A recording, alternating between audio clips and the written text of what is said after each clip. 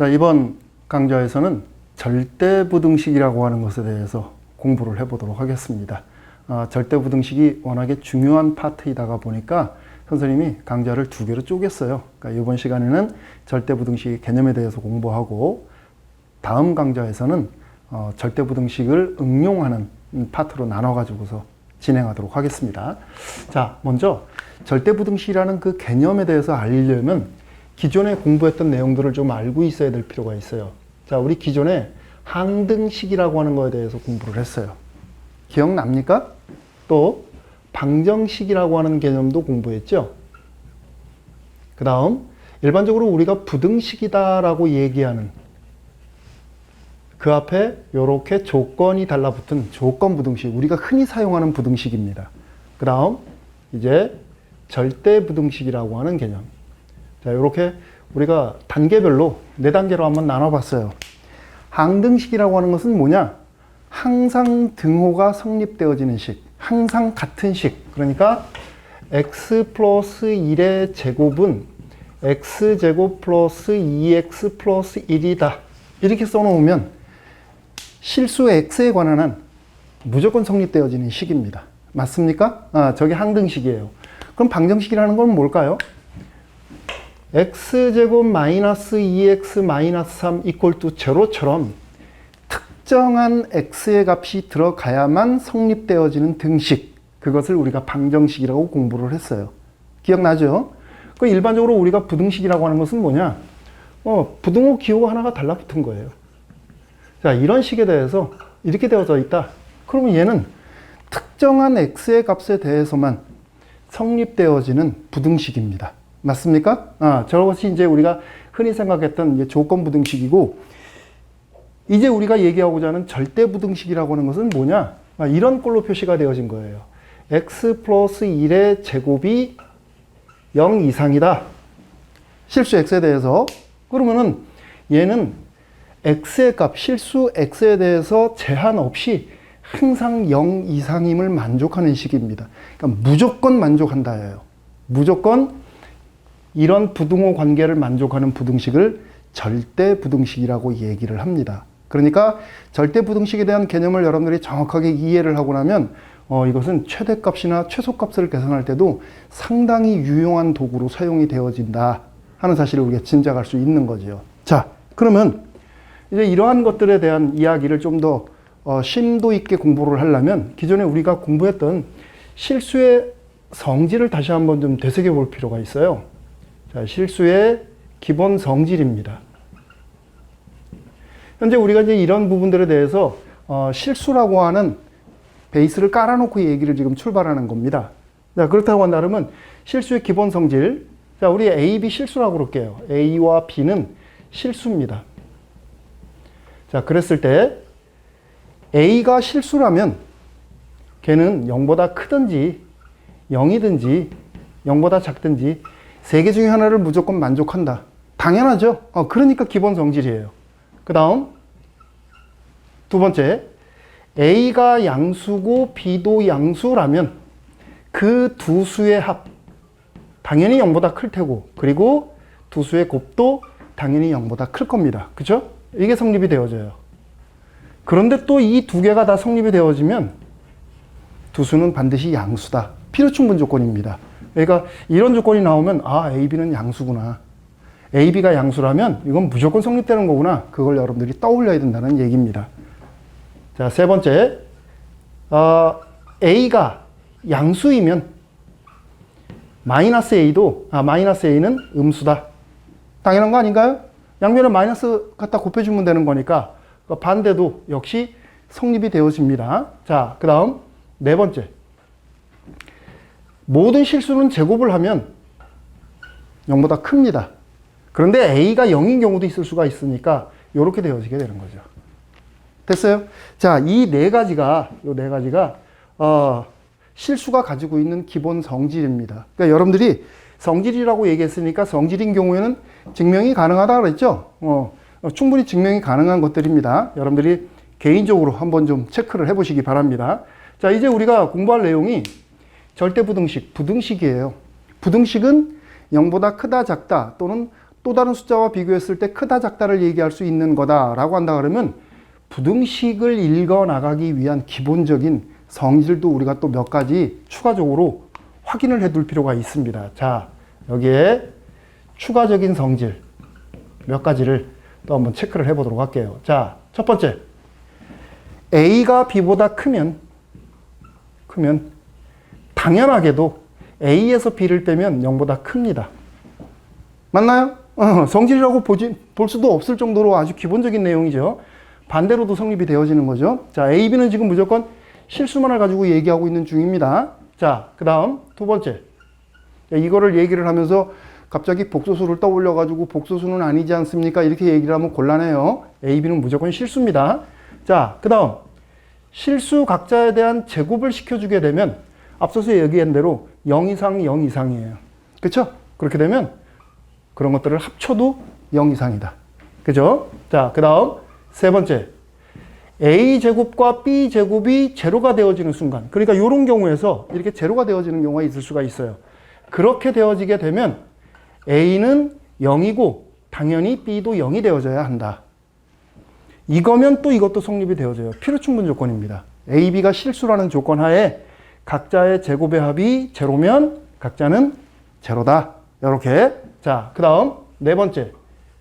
네 번째는 하나의 숫자에 대해서 그 크기를 표시해주는 기호. 절대값 기호죠. A라는 숫자의 크기입니다. 크기가 음수로 나타날 수 있을까요? 그럴 수 없겠죠. 항상 0보다 큽니다. 때에 따라서는 제로가 될 수도 있겠죠. 그렇죠? 그 다음 더불어서 절대값에 대한 제곱은 그 자체 숫자에 대한 제곱과 같아요. 음이 됐건 양이 됐건 제곱하면 무조건 부호가 다 무력화되니까 A제곱이 되어져야 된다. 그 다음 다섯 번째, 이렇게 하다 보니까 우리가 알고 있어야 될 것들이 되게 많을 것 같아요. 그런데 지금껏 우리가 아무 의식 없이 무의식적으로 사용을 했던 내용들이니까 크게 부담 없이 여러분들이 봐주면 되겠습니다. 자, 두 수를 곱한 것에 대한 절대값은 각자의 절대값을 곱한 것과 같다. 요거는 조금 생각해야 되나요? 뭐 생각하고 말고 할 것도 없죠. 아주 기본적인 사실이니까. 자, 그 다음 여섯 번째. A 0보다 크고 B도 0보다 큰 경우에 대해서 A가 B보다 크면 A제곱은 B제곱보다 크다. 이게 성립이 돼요. 당연하겠죠. 큰 수를 제곱하면 작은 수보다 당연히 커지겠죠. 그런데 만일에 얘가 A하고 B가 같다면 이것도 같아질 수밖에 없는 겁니다. 됐습니까? 기본적으로 선생님이 한 6가지 정도만 썼어요. 그러니까 이 이외에도 우리가 알고 있어야 될 성질들이 상당히 많습니다. 그 중에 대표적인 것만 정리를 해놓은 거니까 여러분들이 또 필요에 따라서는 증명도 한번 좀 해보고 그럴 필요가 있습니다. 선생님이 봐도 워낙에 많다가 보니까 부담스럽기도 하네요. 그런데 부담 갖지 마라. 전반적으로 크게 받아들이는데 어려움이 있는 것들은 아니니까. 자, 그러면 이제 이러한 사실들을 통해 가지고서 크기를 비교하는 방법에 대해서 한번 얘기해 봅시다. 자, 크기를 비교하는 방법에 대한 이야기. 두 숫자가 있는데, 자, A라는 숫자와 B라는 숫자가 있어요. 이때 이 두 개의 숫자에 대한 크기를 비교하는 가장 쉬운 방법은 빼보는 겁니다. 빼서 나머지가 있다면 그 나머지가 양이냐 음이냐를 가지고 판단을 해요. 가장 쉬운 방법은 두 개 숫자를 빼보는 겁니다. 그래서 일반적으로 우리가 사용하는 방법이기 때문에 자, 일반형으로 우리가 구분을 할게요. 일반적으로 빼봄으로써 0보다 크냐 작으냐를 판단을 한다. 아니면 두 개의 숫자에 대한 제곱의 차를 한번 생각을 해보는 거예요. 이거는 언제 이용을 하느냐면 무리식이 포함이 되어진 경우 또는 절대값 기호가 포함되어진 경우에는 그대로 빼가지고서는 크기 관계에 대한 파악이 불가능할 때가 있어요. 그럴 때에는 그 무리 근호라든가 또는 절대값 기호를 무력화시킬 필요가 있어요. 그러기 위해서 제곱을 해서 뺀다. 그 다음 만일에 이거로도 안 되는 경우가 있다면 그거는 대부분 지수가 포함되어져 있는 꼴이에요. 그런 경우는 어떻게 하느냐? 비율을 따져보는 겁니다. A와 B와의 비율을 따져보는 거예요. 그래서 이들의 값이 0보다 크다. 그럼 당연히 A가 큰 거죠. 이게 0보다 크다. 당연히 A가 큰 겁니다. 왜? 우리가 아까 이런 사실을 얘기를 했죠. 그렇죠? 이게 1보다 크다. 그러면 A가 큰 게 되는 거죠. 왜? 양변에 B를 곱해주면 되는 거니까. 그렇죠? 그러니까 이렇게 우리가 크기를 비교할 때 그냥 빼보거나 제곱해서 빼보거나 나누어 보거나 해서 비율을 따져보는 방식을 통해서 얘기를 하는데 100번 말로 하면 뭐합니까? 여러분들이 문제를 한번 좀 풀어봐야 되죠. 자, 예를 들어서 우리 이런 거 한번 체크해 봅시다. 자, 첫 번째 예문입니다. 루트 3 플러스 1의 제곱이라고 하는 숫자가 있고 그리고 2루트 3이라는 숫자가 있어요. 누가 클까? 이거 한번 좀 체크를 해보도록 합시다. 일단은 한번 빼보자고 그랬어요. 그죠? 그러니까 제곱근 기호가 있음에도 불구하고 일단 한번 빼볼게요. 루트 3 플러스 1의 제곱 마이너스 2루트 3을 하면 자, 여기는 4 플러스 2루트 3이네. 여기 마이너스 2루트 3을 했으니까 4가 나오네요. 그럼 뭐야? 이거 양수죠? 그럼 어떻게 되는 거예요? 얘가 얘보다 더 크니까 나머지가 양수가 나왔겠죠. 이렇게 되어지게 되는 겁니다. 그러니까 일단 빼보는 거예요. 일단 가장 기본적으로. 그 다음 두 번째. 또 요런 예문.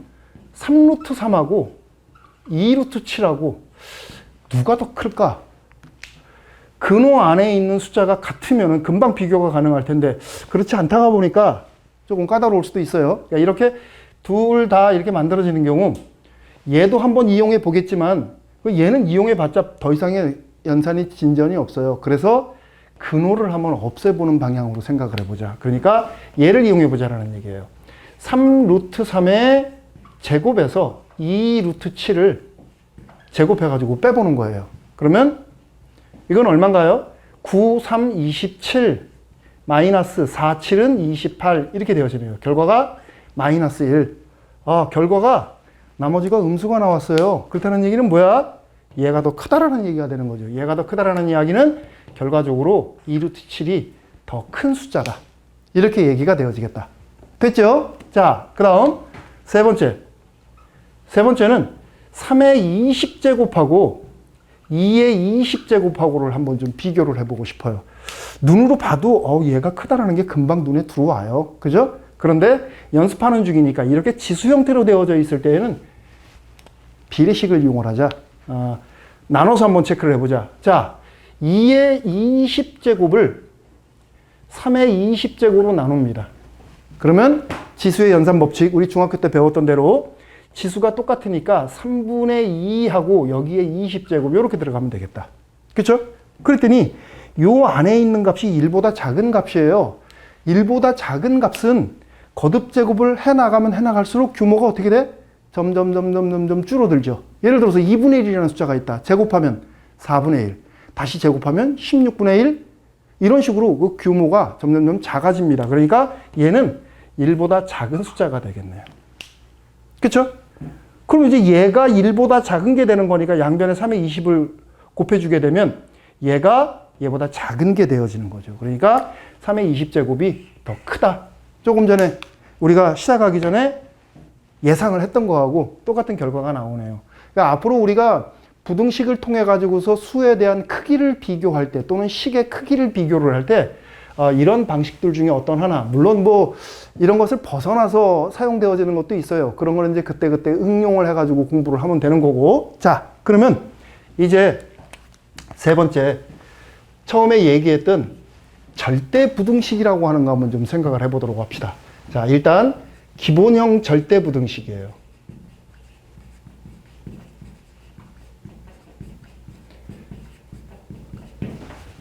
그러니까 크기를 비교하는 방법을 통해 가지고서 또는 식을 정리하는 과정을 통해 가지고서 무조건 성립한다라고 하는 사실을 입증할 수 있는 식들, 그것을 우리가 기본형 절대부등식이라고 합니다. 자, 기본형 절대부등식에는 자, 첫 번째 완전 제곱꼴이 있어요. 가장 기본적인 겁니다. 자, 예를 들면 이런 거. AB를 실수라고 합시다. 실수. 그랬을 때 A제곱 플러스 AB 플러스 B제곱은 무조건 0 이상이에요. 확인도 안 했는데 0보다 큰지 작은지 어떻게 알아요? 근데 우리가 앞으로 많이 쓸 거란 말이야. 그러니까 여러분들이 증명을 한번 해둘 필요가 있습니다. 하나의 성질로서. 자, 얘는 이렇게 얘기가 되어져요. 자, 좌변은 여기 있는 이쪽 식은 완전 제곱꼴로 만들어 나갈 겁니다. 자, 얘는 A에 관한 식으로 본다고 치면 B는 상수입니다. 그러니까 A제곱 AB하고 2분의 B의 제곱, B의 절반의 제곱이니까 완전 제곱꼴로 만들어 나가는 중요해요. 우리 없던 게 들어왔으니까 다시 빼주고 기존에 있던 B제곱 다시 써주고. 자, 좌변에 있는 이 식은 이 식과 같은 식이에요. 그렇죠? 그러면 정리하면 여기서부터 여기까지는 A 플러스 2분의 B의 제곱이 되어지는 거고, 이쪽 정리하니까 플러스 4분의 3의 B제곱 이렇게 나오네요. 그렇죠? 자, 실수의 제곱, 실수의 제곱이에요. 그럼 뭐야? 아까 우리가 실수의 제곱을 해주게 되면 항상 0 이상이다라고 얘기를 했죠. 그러니까 0 이상, 0 이상. 따라서 얘는 0 이상이 되어지게 되는 겁니다. 선생님이 모두의 절대분응식의 용도에 대해서 얘기하기를 최대값이나 최소값을 계산할 때 많이 이용한다라고 얘기를 했죠. 그거는 언제냐면 바로 등호가 성립되어지는 시점이 최대값 또는 최소값을 갖는 경우예요. 그래서 항상 우리가 부등식에서 등호가 성립되어지는 부분에 주목할 필요가 있습니다. 그 단서도 우리가 체크를 해줘야 돼요.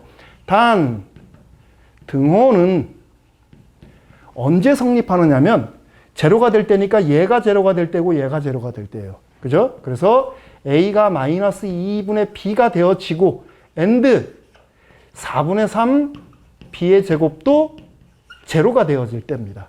그러니까 얘가 제로가 되어질 때 얘가 제로가 될 때 등호가 성립이 된다. 그럼 이거 정리하면 어떻게 되겠어요?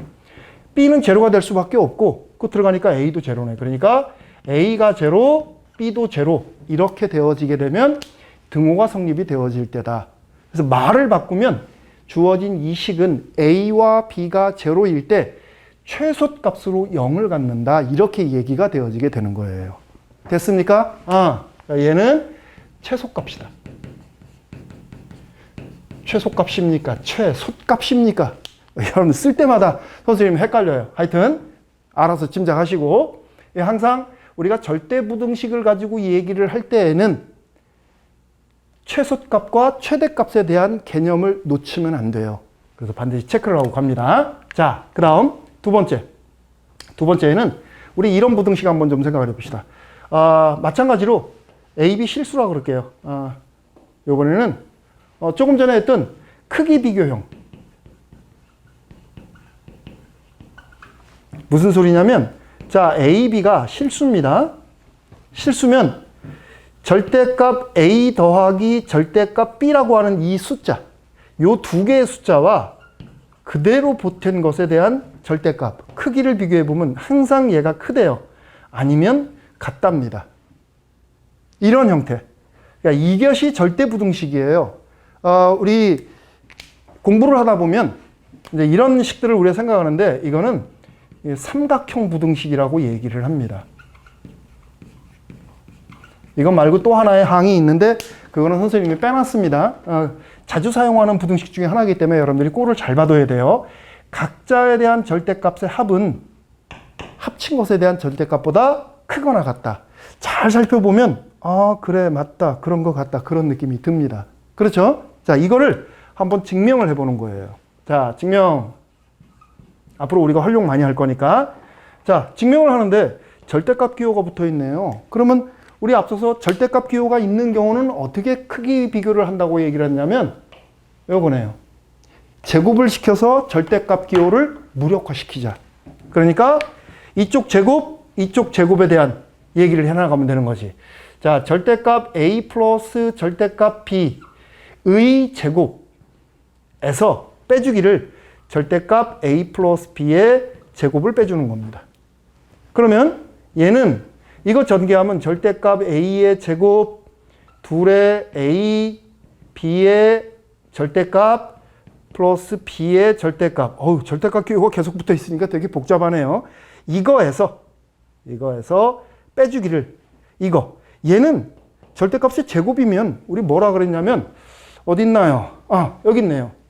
실수에 대해 절대값의 제곱은 그 자체의 제곱과 같다 그랬으니까 이렇게 써주면 되죠. 자, 그리고 이제 식을 정리해 보는 거예요. 이쪽은 보니까 실수 제곱 나와 있네. 자, a의 제곱 플러스 이렇게 되어지는 경우는 한 대 묶어줄 수 있다라고 얘기를 했으니까 둘의 절대값 a, b 이렇게 써주면 되고 요거는 b제곱이고 마이너스 a제곱 2ab 플러스 b제곱 이렇게 되어지네요. 그러면 여러분들 눈으로 봐도 지워지는 게 있죠. 마이너스 기호 있으니까 a제곱 없어지고 b제곱 없어집니다. 그렇죠? 그러고 나면 얘를 정리하면 어떻게 될까? 얘는 둘의 절대값 ab 마이너스 ab의 괄호 이렇게 표시가 되어지겠다. 그죠? 그러면 이 식을 지금 가만히 바라다 보니까 절대값 기호가 붙어 있는 것은 그 자체의 값보다 항상 크든지 아니면 같습니다. 그렇죠? 맞나요? 절대값 기호가 붙어 있는 식은 얘보다 크든지 같아요. 항상. 그러니까 얘는 0 이상이 되어지게 되는 거죠. 됐습니까? 그래서 얘가 0 이상이니까 얘가 얘보다 크다. 결국 얘가 얘보다 크다. 이렇게 증명이 되어지게 되는 거죠. 자, 여기도 지금 보면 등호가 성립되어지는 경우가 있네요. 그죠? 등호가 성립되어지는 경우는 얘기를 해줘야 된다 그랬습니다. 그러니까 여기다 정리할까요? 단 등호는 얘하고 얘하고 같을 때 절대값 a, b하고 이거하고 같을 때. 근데 이렇게 써놓으니까 뭔가 좀 정리가 덜 된 것 같은 느낌이 들지요. 그래서 다시 한번 정리를 해보면 이게 같으려면 양수든지 0이든지 그렇게 되어지면 되네요. 그래서 a, b가 양수든지 아니면 0이 되어질 때 등호가 성립이 되어진다. 이렇게 정리를 하면 되겠습니다. 됐습니까? 오늘 공부하는 거 크게 무리 없었었죠.